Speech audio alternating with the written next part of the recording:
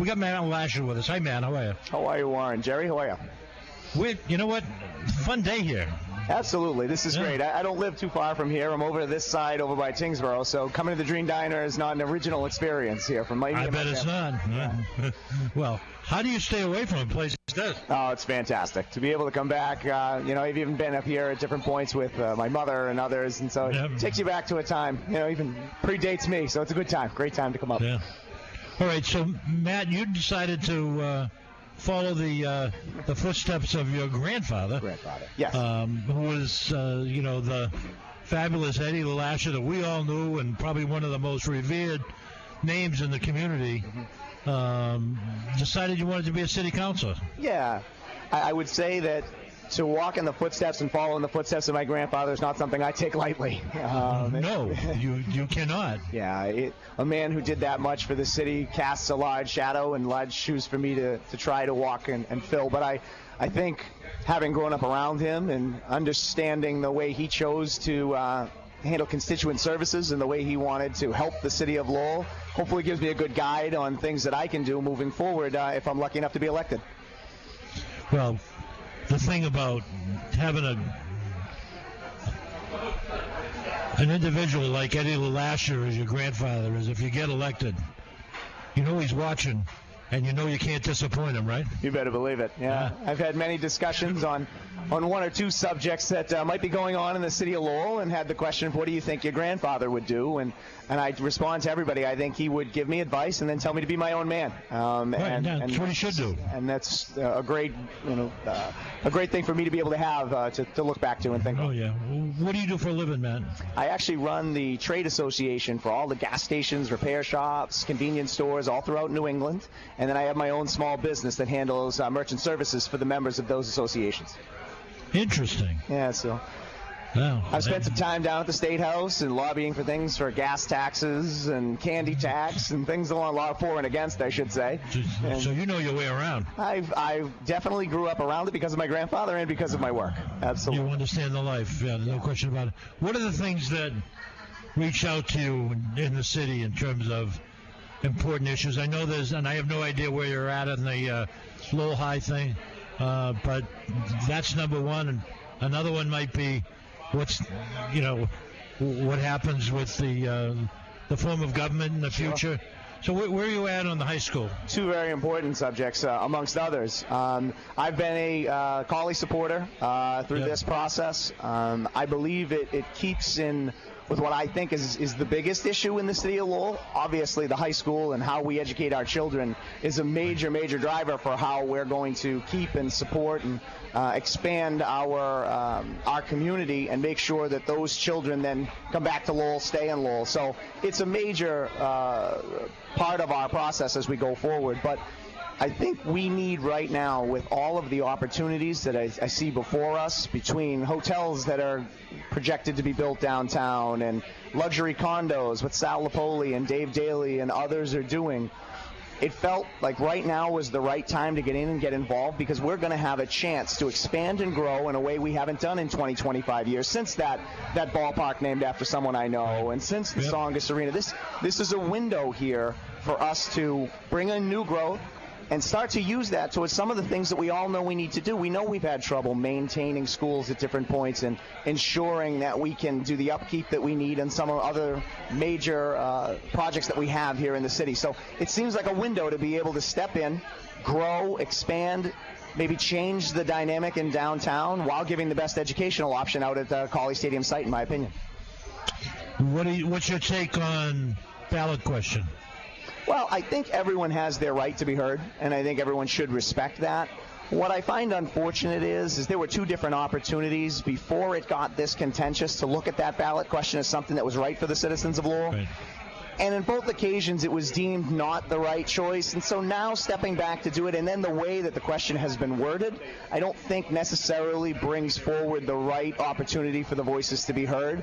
So at this point, I believe what we need to be doing is focusing on the issues that are legitimate, that are out at Colley Stadium looking at what we're going to have to do for traffic patterns and making sure the infrastructure costs aren't too high. And so I'd love to see so many of the people that are good people. I have good friends and very smart people that I've come across as my time out there that are downtown supporters and would rather not see it out at Colley. And what I'd love to do is work with them to work through the issues that are developing, like a pool that has come up recently. Right. But as an outsider, I can tell you that when I look at it, I have no dog in that fight. Obviously, I'm a Dragut guy. But there are people who I consider to be great minds on both sides. Absolutely. So if I were inclined to pick based on people involved, there's no chance. There's just powerful arguments on both sides. Yeah, and it's hard. Running for office, people will say, well, why don't you skate the middle? But I think people want authenticity on something like this. They want you to tell you where you are and why you're there. And I've had many conversations with the downtown supporters and been able to say, I understand that on this issue, we may not come to an agreement. But hopefully you'll understand the thought process as to how I make decisions. And as we move forward, I can work with those people because we're going to need them. The city of Lowell has a lot going right now. It has an opportunity to go to places we've really never been with all the development that might be before us. Hamilton Canal, which we haven't brought up, which could be a great economic driver for other things we're going to need. And so we're going to need those people. We're all going to have to work together on this to make everything right, the high school and other projects. Right, that's the difficulty, is because I just trying to quantify it. I mean, I would say the city's split in the middle. I don't think there's a major group on one side or the other. Yeah, as I've gone out and knocked on doors and been amongst people at events, I will tell you that I think more than anything, what people are concerned with is the overall cost. The passion on both sides is something that we all need to pay attention to. But most importantly, we need to make sure that regardless of how this works out, that it's what's right for the taxpayers of the city of Lowell. And the only way that I think that ends up, let's say, lessening the effects of what they're going to have on that tax bill is to focus on economic development. And that's really the driver of why I got involved. I feel that our budget is tight. We see it every time we go through a budget process. And if we don't focus on new growth, the combination of the new high school, and soon we will need police, fire, DPW, and other buildings, we need to focus as a community. My generation needs to step forward, learn from the generations before us, and we need to make sure that we're focusing on that growth so we have the money to do the other projects and the other things we want to do. There are so many great people doing so many things in Lowell. But if we don't ensure that there are jobs and opportunities, if we don't drive more business to downtown and to the different community economic areas, we're going to struggle to do all the things we want to do. And so I would love to see us as a community focus for the next 4 to 6 years while these opportunities are before us on growth. All of us pulling in the same direction. And it's hard with the high school issue. Well, I see the city getting beyond that, but I don't know who's going to have to figure it out. I don't know whether the school's going to be downtown or at Colley. No clue. Just happy that I don't have to take a position on it. Well, I can tell you. There's some tempers there. Yeah, there's no question. I believe when it's all said and done, the school will be out at Colley, and we're going to have to make sure that we redevelop that area in downtown in a way that is best for the entire city. And we're going to need those downtown supporters to help us, because there's a lot of understanding and influence in that group that can really help move Lowell forward. And so we're going to have to come together as we push forward on this. They're saying the same thing about you guys. You know that, right? But that's fine. That's good. We're going to need them after we build our high school downtown Lowell. It's fine for everybody to continue to go through it, because the engagement is what we need. One of the biggest problems, Warren, that I really believe we have is the number of people that vote in our elections. It's really not... regardless of what we end up deciding for the charter and how we're going to do things moving forward in voting, we have to get more people engaged and involved in the process. We have to bring different ethnic and cultural groups into this process. I would bet that if the ballot question makes it to the ballot, there'll be a significant uptick in voter participation in this election. I think there's going to be an uptick regardless. And from what I've seen as we're out there, I think the issue has brought it to the fore. I don't think it necessarily has to do with the ballot question being on or not. If the ballot question is on, as I said, I'm disappointed with the way that it was chosen to be worded. I would like to have seen it as a very clear and clean. Would you like to see the high school out at Cawley? Would you like to see the high school downtown, or no high school at all? But I'll tell you, that's a scary way to do it. That's a scary way. You know, I've heard other people make the same argument, but you got to remember, the group that's trying to do this is a group that wants it downtown. The council decided not to put on a question, and this group is following the law and putting on the question that they want. Sure, and as I said earlier, I don't think by any means they should be restricted or stopped from doing it. I'm just disappointed that this is where we are. I mean, we're at a situation now where one side is trying to push something over another, and is that really what's best for the city if we were trying to get the true voice of what everyone wants? Here's the problem with all of that. And again, I'm an outsider. One vote. Mm-hmm. That's the difference here. One vote. It is. That's why they're still fighting. Yeah, but I believe if that was a 7-2 council vote, this thing is done. Oh, no question. But look at what we've had on the federal level. How many 5-4 votes in the Supreme Court have we had that have dictated what goes on in this country? In the end, we decided to enter into the process through the MSBA back after we built all the new schools in the 90s. We chose to go down this path. And so this is the path that's been laid out before us. And when we do anything in the city, remember the arena and the ballpark, that wasn't a landslide of how we were going to get those things done back in the 90s. And this is going to be like that as well. In the end, we got to do what's best for the kids. We're going to take a pause for our Lowell talk for a couple of minutes. All right, that was my pal Wes Goss. He's a cow train, man. That's a big deal. Well, I have 3 little kids, so maybe I should be going. You should be here tomorrow. He's here at 9 o'clock. All right. They'd have a blast with it. All right, so shifting gears, there's a lawsuit about the way the city elects its officials. Yep. I have some fairly strong thoughts on it that are totally irrelevant. Where are you at on it? Yeah, I think as long as we focus on the fact that not enough people are voting and everybody sits down at the table with that as a starting point, that we've got to fix that. We've got to find a way and come up with creative solutions to why we're not getting as many people out to the polls as we did in the past. I'm not positive, honestly, that the solution is to go to ward councils. I'd listen to the argument, and I think it's something that I can consider. I know other places have done it. But I also don't want to sit and say that any of the 9 councilors that are there now, or myself, if I'm lucky enough to be elected, just because I live in Pawtucketville and grew up in the Highlands, doesn't mean I'm going to be any different to South Lowell or Centerville or anywhere else. So I'd have to be convinced and shown that this is something we need to do, but we need to do something, Warren. I am convinced of that. It's not right when in a primary we have 6.7% of the electorate show up for a primary. We've got to do something to jolt people into getting involved and engaged.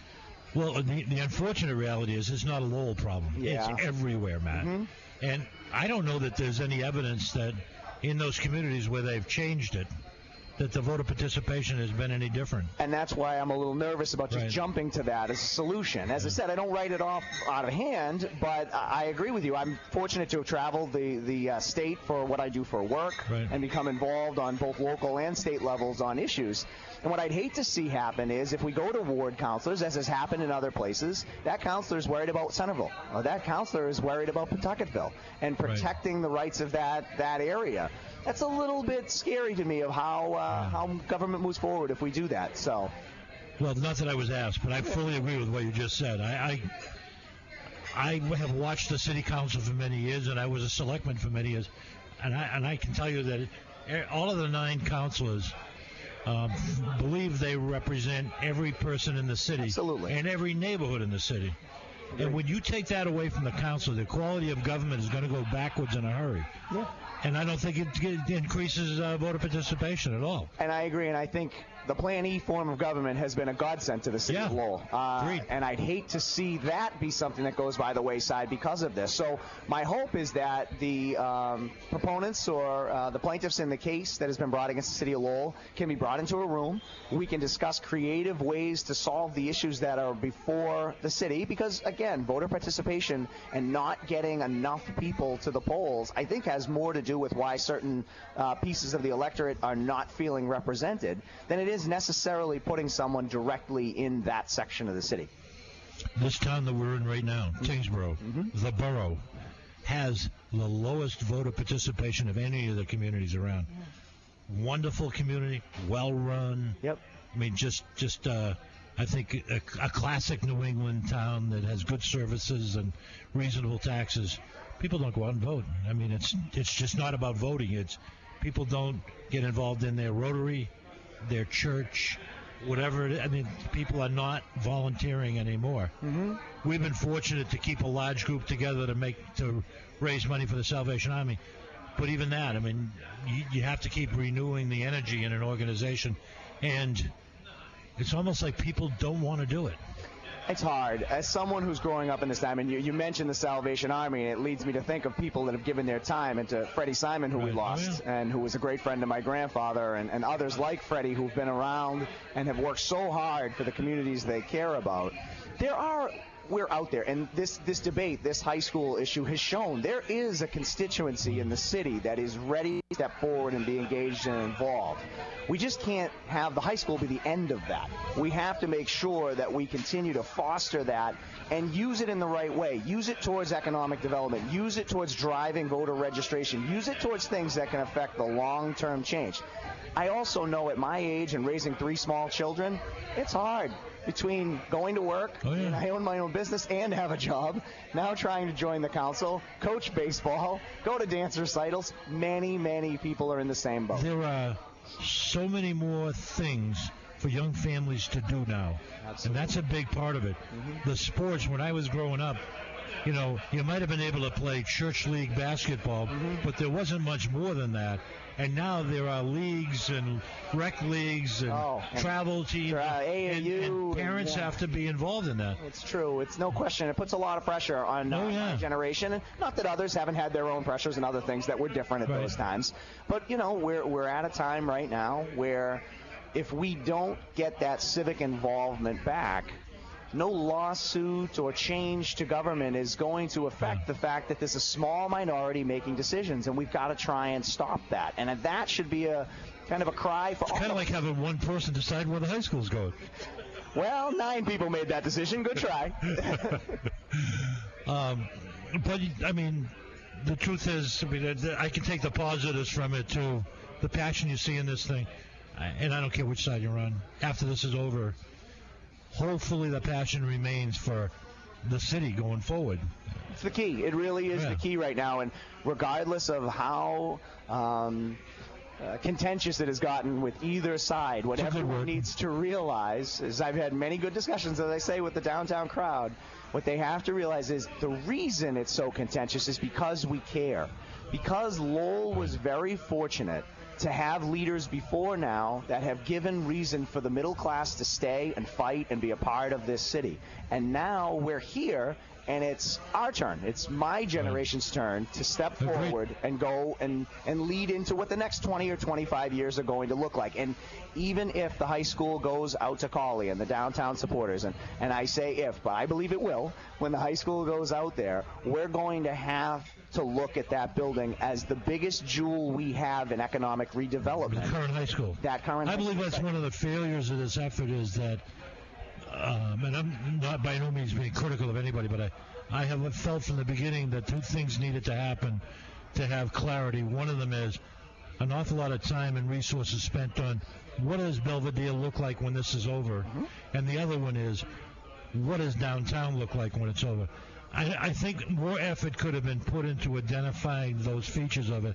And I think in particular the downtown, there's a lot of speculation about, well, we could have this and we could have that. You don't know that. Of course not. The marketplace determines that. So, I mean, kind of drilling down into the marketplace and finding people that would invest in something might have been a compelling story. Yeah, absolutely. And I think that would have been good. I mean, like I said, I'm not being critical because I know how difficult it is to be a public official. And I know that the 9 councilors are going through a very difficult time right now. And I know some of them, and I look in a conversation with them, and I can tell they're not comfortable. Yeah, and I don't blame them. It's just it's a tough thing. But they're all, I would say this is a good group of councilors, and every one of them has, you know, the voters have no reason to think, regardless of what side they're on, there's no reason to think they shouldn't be returned to the council if that's what they want. You know, it's just when the evaluation falls on one thing, sometimes you get conned. Oh, there's no question. That's why I hope as we draw closer to the election, you know, we'll be able to talk about the bigger picture, the bigger vision for where we think the city should go. And I hope that the council candidates and the councilors are able to articulate what they think that vision should be. And obviously that high school is going to have to be a big part of the vision. So it's not going to go away. But we're going to have to move past that at some point, because if we're going to be able to maintain this beautiful new school, we're going to need economic growth. If we're going to be able to get around the budget shortfalls that come in the schools every couple of years, and when we can't afford certain things in the police and fire department and the other staples of a community, we need to decide in Lowell that while we're watching developers invest quite a bit of money into downtown and other areas in the city, we need to be ready as civic leaders to do the same, to make sure that jobs and opportunity for all classes and all cultural and economic backgrounds are available to us. It's not very often that 7 acres, 6.5 acres of land comes available in downtown Lowell. And if the high school moves out to Cawley, that's going to happen. We can't miss that chance. We can't miss that opportunity. But I think that redevelopment at this point is an unknown. Of course. What's it going to be? What can it be? That's exciting one. And what does the marketplace think of it? Yeah. And I agree with you. Yeah. Tremendously exciting. Yeah. The whole thing is. Yeah. For people that enjoy the give and take of a conversation about important public policy, this is fabulous. But unfortunately, there'll be people that look at it as a negative thing that if they're on the losing side of this, a negative thing that they carry with them for a long time. So. They will. And there's no question, we talked about coming together and healing, and that will happen in time. The faster, the better, but it's going to happen regardless. And in the end, I believe everyone will remember, there's a reason we choose to stay here. There's a reason we love the city of Lowell. There's a reason that's beyond where the high school is. That high school isn't about a building. That high school is about the diverse background of the students that I'm a Lowell High graduate. My wife's a Lowell High graduate. My mother is a Lowell High. I go all the way through. It's the experiences you have, the teachers, the leaders that you'll meet and become involved with. Where the building is doesn't affect that. And I think in the end we'll all remember that. What people will have to decide, and the argument you'll hear is whether the services that are important to those that need help, be it transportation or after-school services, that's a valid conversation that we all need to make sure we get right. All right, we got 1 minute. Use it for whatever you want. So yours. Oh, 1 whole minute. So I would use it to debate Jerry if I could, but... No, what I'd like to say to everyone is the reason I got involved and the reason I hope to be involved in the city of Lowell is I just feel there's a window of time that feels like back in the days when we got a national park. It feels like the days when we got ourselves an arena and a ballpark, and we're at that precipice now where in the next 4 to 6 years between Hamilton Canal and the decision on how we're going to govern ourselves and the other projects that are going in downtown Lowell, I hope that the people of the city of Lowell will see me as a voice, a new voice involved, one with a little view of history due to my grandfather and others that I've been able to be around, and give me the opportunity to try to help move things forward in the way I think will be best. All right. Good job, Matt. Good talking to you. You did a great job. Thank you very much, Jerry. It's 9 o'clock.